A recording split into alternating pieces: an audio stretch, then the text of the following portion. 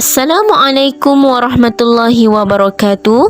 Kumpulan kami akan membentangkan isu alam sekitar dan kesannya terhadap ekosistem dan juga masyarakat.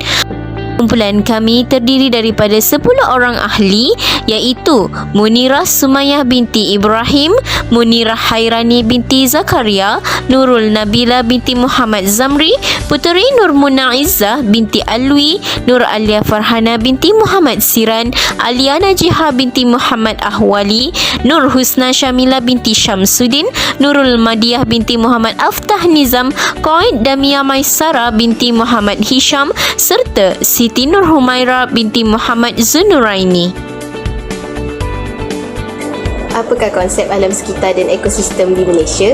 Berdasarkan jawapan dari ChatGPT, di Malaysia, alam sekitar dan ekosistem menjadi fokus penting dalam usaha pemeliharaan keanekaragaman biologi dan perlindungan alam. Malaysia memiliki hutan hujan tropika yang kaya biodiversiti seperti hutan taman negara. Pihak berkuasa setempat berusaha untuk mengurus sumber alam secara lestari dan melindungi spesies unik seperti harimau Malaya dan badak sumbu. Selain itu, program konservasi dan kesedaran alam sekitar diterapkan untuk memastikan kelestarian ekosistem di tengah tekanan pembangunan. Soalan kedua yang diberikan kepada ChatGPT ialah, apakah isu-isu berkaitan alam sekitar yang berlaku di Malaysia? Menurut jawapan ChatGPT, beberapa isu alam sekitar yang relevan di Malaysia termasuk pembalakan haram, pencemaran udara dan air serta pengurusan sisa pembejan. Upaya untuk melestarikan hutan, meningkatkan kualiti udara dan mengurangkan pencemaran adalah beberapa langkah yang sedang diambil untuk mengatasi isu-isu tersebut. Topik ini membincangkan berkaitan dengan isu-isu alam sekitar yang memberi kesan terhadap ekosistem di bumi. Kajian ini menggunakan metod kajian soal selidik dan kajian internet. Manakala lokasi kajian adalah di USIM, Nilai dan Negeri Sembilan.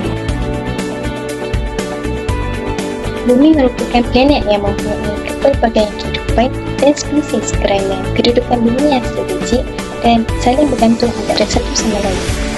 Sebagai manusia bermoral, kita hendaklah bertanggungjawab dalam menjaga alam sekitar dan ekosistem. Tanpa sebarang tindakan dan kesedaran, krisis ini akan menjadi lebih kritikal sehingga mengancam nyawa manusia sendiri, malah semua kehidupan di bumi. Di sini terdapat 3 objektif kajian. Yang pertama, memahami konsep alam sekitar dan ekosistem di Malaysia. Seterusnya, yang kedua, mengetahui serta mengenal pasti berkenaan isu-isu alam sekitar yang berlaku di Malaysia.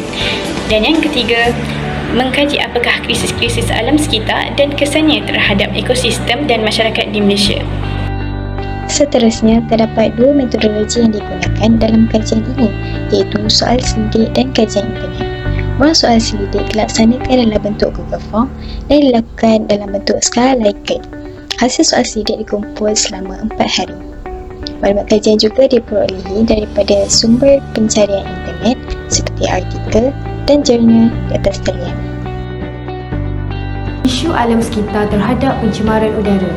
Pencemaran udara berpunca daripada pelepasan asap kotor oleh industri terus ke udara melalui cerumbuk asap kilang, kenderaan motor di jalan raya, asap rokok, pembakaran terbuka dan letusan gunung berapi. Antara kesan pencemaran udara adalah penipisan lapisan ozon, jelebu, hujan asid dan pemanasan bumi. Pencemaran udara mungkin boleh memberi kesan terhadap kesihatan, keselamatan dan keselesaan manusia ataupun harta benda. Pencemaran udara diklasifikasikan kepada 2 bahagian, iaitu pencemaran primer dan pencemaran sekunder. Isu alam sekitar terhadap pencemaran air. Air H2O merupakan sebatian kimia yang berada dalam bentuk cecair pada tekanan biasa dan pada suhu bilik. Air wujud dalam 3 bentuk. Yang pertama pepejal iaitu AS, yang kedua cecair iaitu air dan yang ketiga gas iaitu wap. Pencemaran air merupakan pencemaran yang berlaku di sungai, tasik dan laut, sama ada berlaku secara sengaja ataupun tidak. Seterusnya, konsep alam sekitar. Alam sekitar didefinisikan sebagai persekitaran atau keadaan di mana manusia, haiwan atau tumbuhan hidup atau meneruskan kegiatannya. Alam sekitar merupakan segala benda hidup dan bukan hidup yang wujud secara semula jadi di permukaan bumi atau sebahagian daripadanya. Alam sekitar juga boleh dipanggil sebagai flora dan fauna. Alam sekitar memainkan peranan penting dalam kitaran hidup manusia kerana kehidupan manusia bergantung kepada persekitaran. Ringkasnya, persekitaran adalah jumlah keadaan di mana organisma mesti bertahan atau mengekalkan proses hidupnya. Secara keseluruhannya, setiap individu, masyarakat dan pemerintah perlulah bekerjasama dalam menangani isu pencemaran udara dan pencemaran air.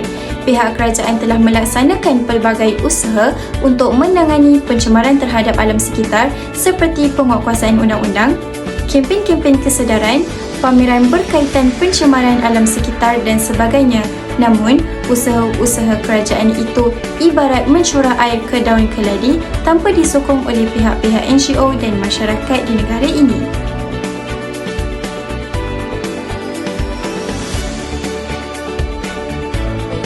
Ketiga, menerapkan tentang isu alam sekitar terhadap ekosistem.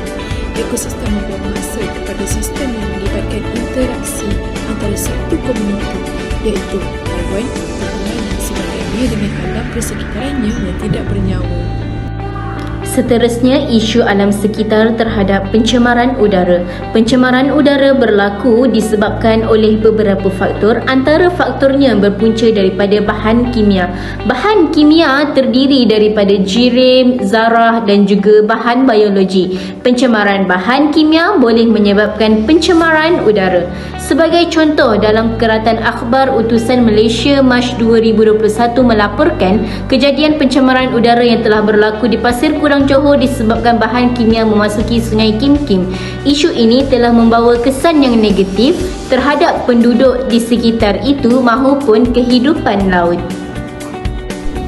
Pencemaran air juga memberi kesan yang tidak baik terhadap ekosistem.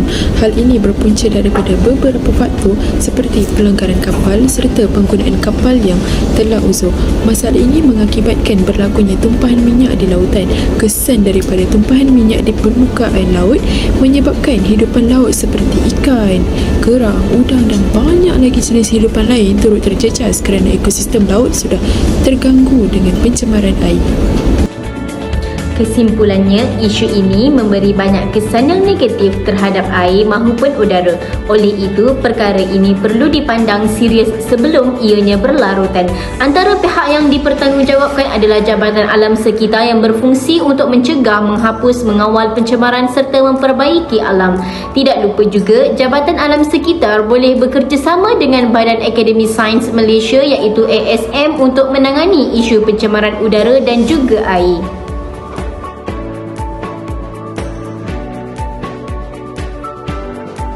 Seterusnya, di akhir bab 4 menjelaskan tentang isu alam sekitar terhadap masyarakat. Isu alam sekitar yang sentiasa timbul dan wujud sehingga ke hari ini seolah-olah seperti tiada tindakan yang diambil oleh pihak yang berkuasa. Malahan, faktor dan kesan yang telah berlaku terbukti berpunca daripada kelakuan masyarakat. Justru, langkah-langkah yang dicadangkan untuk mengatasi isu alam sekitar sentiasa dikaji dari semasa ke semasa bagi memastikan keadaan sentiasa terkawal. Kemudian, faktor berlakunya pencemaran alam sekitar. Rajah 4.1.1 menunjukkan faktor utama berlakunya pencemaran alam sekitar iaitu melalui penerokaan tanah yang berleluasa.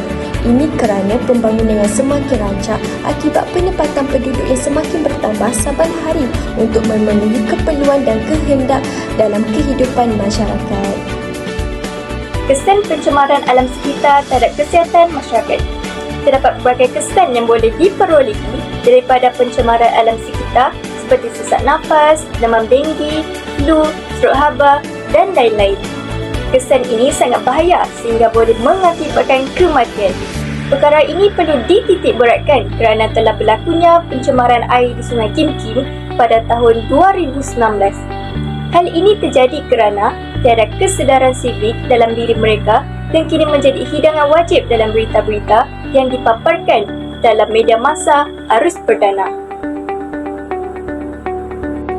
Akhir sekali merupakan langkah mengatasi isu alam sekitar terhadap masyarakat.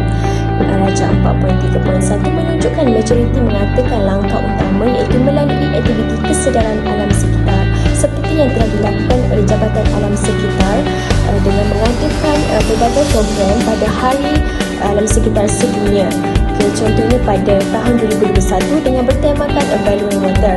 Seterusnya dengan gerakan mahasiswa seperti mahasiswa UiTM Shah Alam telah menganjurkan satu program iaitu Do Less Give More dengan bertujuan memberikan kesedaran tentang alam sekitar khususnya dalam kalangan pelajar.